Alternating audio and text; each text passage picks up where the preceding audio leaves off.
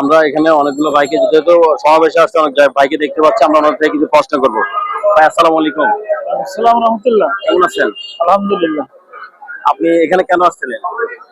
জুলাই সনদ যাতে বাস্তবায়ন হয় এই জন্য আমরা আমাদের দাবি নিয়ে আজকে উপস্থিত হয়েছি।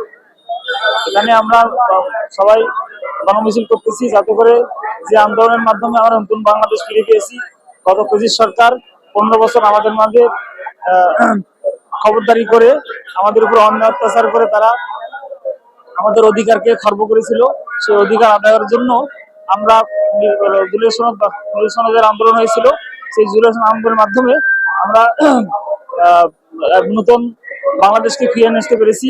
আর এই ফিরে আসার কারণ ছিল যে কমপক্ষে ২ থেকে ২.৫ হাজার ছাত্র জনতা দেশের মধ্যে রক্ত দিয়েছে বা তারা জীবন দিয়ে চলে গেছে। আর ৩০,০০০ উপরে বর্তমান পঙ্গু হয়ে আছে। তাদেরকে মূল্যায়ন করতে হবে এবং জুলাই সনদ বাস্তবায়নের মাধ্যমে তাদেরকে পুনর্বাসন করতে হবে।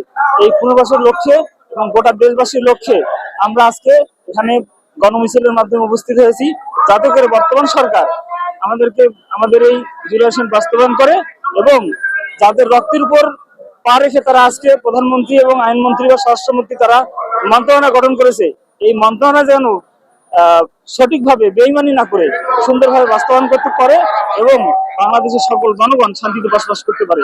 এই জন্য আমরা এখানে উপস্থিত হয়েছি। এটা কাদের প্রোগ্রাম? এটা বাংলাদেশ জামাত ইসলামের প্রোগ্রাম। আপনার কি জামাত ইসলাম কোনো টাকা পয়সা দেয়?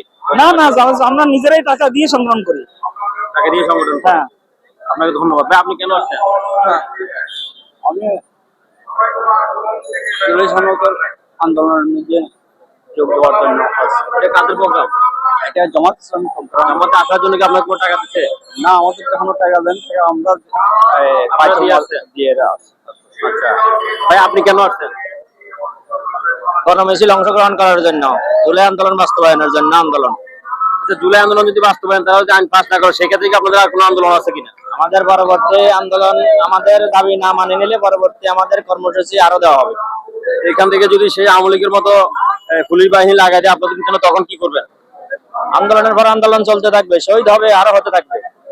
আপনি ঘরে ফিরবেন না? না, আমরা ঘরে ফিরবো না। প্রিয় দর্শক, ওনাদের কথা হচ্ছে আন্দোলনের পর আন্দোলন হবে, কিন্তু ঘরে ফিরবে না ওনাদের দাবি আদায় না হওয়া পর্যন্ত। আমরা যাচ্ছি আরেকজন ভাইয়ের কাছে।